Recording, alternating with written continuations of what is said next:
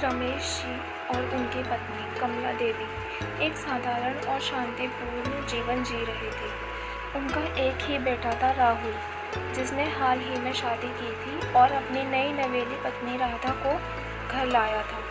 राधा सुंदर, होशियार और मिलनसार स्वभाव की लड़की थी, जिससे हर कोई प्रभावित था। मगर एक आदत थी जो धीरे धीरे पूरे घर को परेशान करने लगी थी। राधा को हर समय पड़ोसियों के घर घूमने का बहुत शौक था। शादी के शुरुआती कुछ दिन तो सामान्य थे, लेकिन जैसे जैसे दिन बीतते गए, राधा की आदत सभी को नज़र आने लगी। सुबह उठते ही राधा सबसे पहले तैयार होकर घर से बाहर निकल जाती। कमला देवी को लगा कि शायद बहू आसपास के मंदिर जा रही है, मगर एक दिन उन्होंने देखा कि राधा सीधे पड़ोस की श्रीमती गुप्ता के घर चली गई।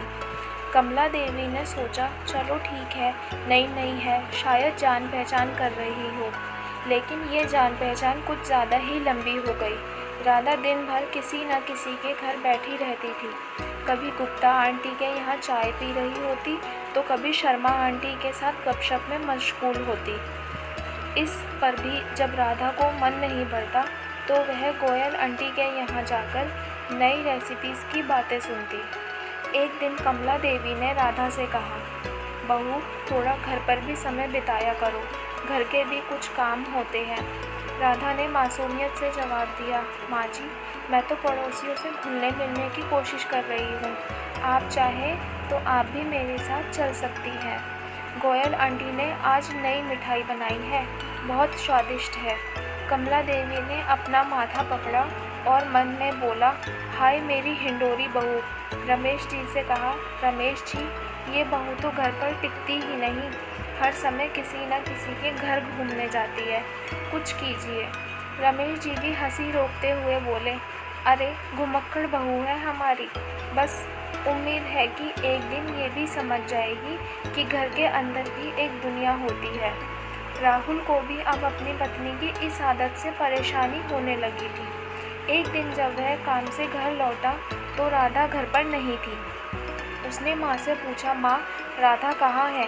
कमला देवी ने तंज कसते हुए कहा, जहाँ होती है वहीं है, किसी के घर बैठी होगी। राहुल ने गहरी सांस ली और सोचने लगा कि ये कैसे ठीक किया जाए।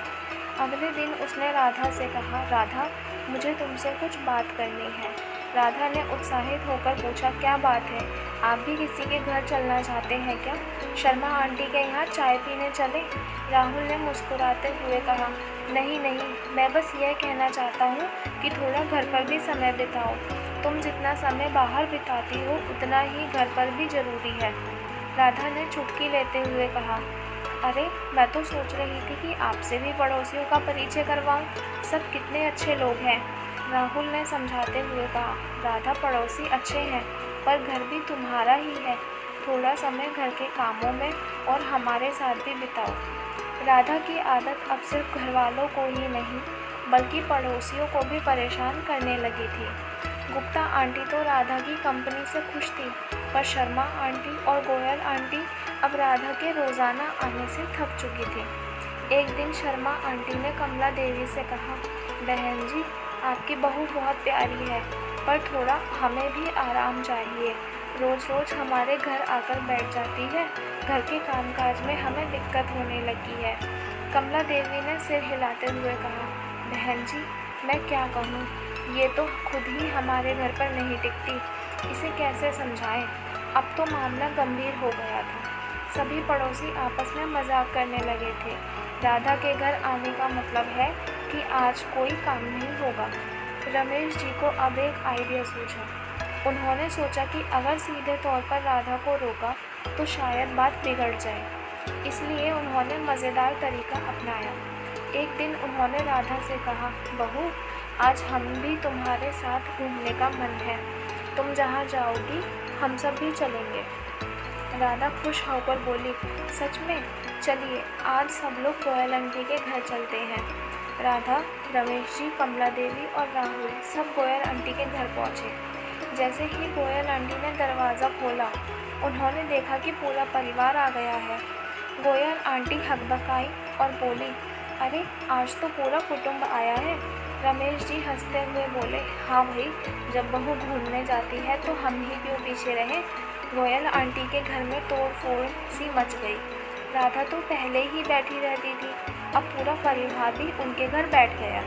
कुछ ही देर में गोयल आंटी को महसूस हुआ कि उन्हें बहाना बनाकर किसी तरह इस टॉर्नेडो से बचना होगा।